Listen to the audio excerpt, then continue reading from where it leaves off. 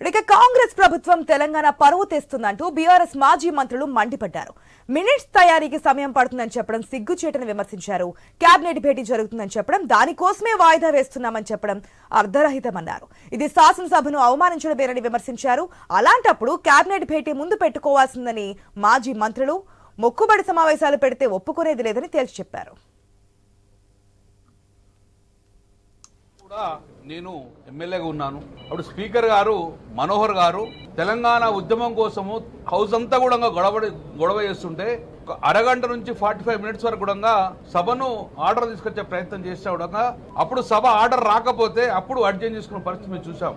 కానీ ఈ రోజు మమ్మల్ని అందరినీ బీసీలను 11 కూడా రాండి, రాష్ట్రమంతా సంబరాలు జరుపుకుంటున్నారు, మీరు కూడా రావాలి అంటే ఈరోజు రథసప్తమి, అందరు గుళ్ళ కూడా ఇది మాకు ఇంపార్టెంట్ అని చెప్పి ఈరోజు సమావేశానికి గుడికి పోకుండా సమావేశానికి 11 గంటలకు హాజరు కావాలని రావాల్సిన జరిగింది. రాగానే సాగు కబర్ చల్లగా అడ్జెంట్ చేసిపోతుండ్రు.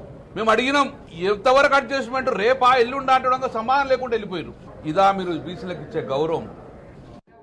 ఉమ్మడి ఆంధ్రప్రదేశ్లో కావచ్చు, తెలంగాణలో కావచ్చు, ఎన్నడూ లేని విధంగా శాసనసభ షెడ్యూల్ అయి ప్రారంభమై బిజినెస్ గురించి ఒక్క మాట కూడా మాట్లాడకుండా మరి వాయిదా వేయడం అనేది చాలా ఆశ్చర్యకరం. చరిత్రలో ఇట్లా ఎప్పుడు కూడా ఇట్లా జరగలేదు.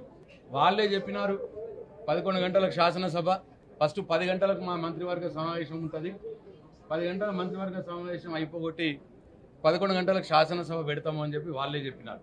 ఇవాళ 11 గంటలకు వచ్చినాం, ఒక్క మంత్రి కూడా శాసనసభలో లేడు, ఒక ఎల్ఏ మినిస్టర్ తప్ప ఒక్క మంత్రి కూడా లేడు. ఇంకా మంత్రివర్గ సమావేశం జరుగుతున్నది కాబట్టి వాయిదా వేయాలని ఎల్ఏ మినిస్టర్ గారు చెప్పడం, స్పీకర్ గారు వాయిదా వేసి వెళ్ళిపోవడం, ఇది చాలా అవమానకరం. శాసనసభకు, శాసనసభ్యులందరినీ కూడా అవమానానికి గురి చేసే పరిస్థితి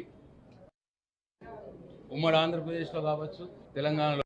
ఈరోజు తెలంగాణ సమాజం 100% ఉన్నటువంటి వెనుకబడిన తరగతులు, బడుగు బలహీన వర్గాలు, మైనారిటీలను అందరూ ఎదురు చూస్తారు. అసలు ఏమి జరుగుతుంది? స్వాతంత్రం వచ్చి 75 సంవత్సరాలు అవుతుంది, మా పట్ల ఏం న్యాయం జరుగుతుంది? ఏది ఏమైనప్పటికీ పార్లమెంటరీ ప్రాక్టీసెస్ ప్రకారం, ఈ రోజు ఉన్నటువంటి రూల్స్ రెగ్యులేషన్స్ ప్రకారం అక్కడ లెజిస్లేచర్ అఫైర్ మినిస్టర్ గారు ఆయన స్పీకర్ గారిని అడగడం, ఇంకా క్యాబినెట్ జరుగుతుంది అనగానే స్పీకర్ గారు ఒక్క సెకండ్ల అడ్జర్న్ చేసి వెళ్ళిపోవడం అనేది అంటే మమ్మల్ని అవమానించినట్టు కాదా అని చెప్పి నేను ఈ సందర్భంగా అడుగుతా ఉన్నాను. అంటే 100% ఉన్నటువంటి సమాజాన్ని మీరు ఈ విధంగా కించపరిచే విధంగా చేయడం అనేది చాలా దుర్మార్గమైనటువంటి చర్య.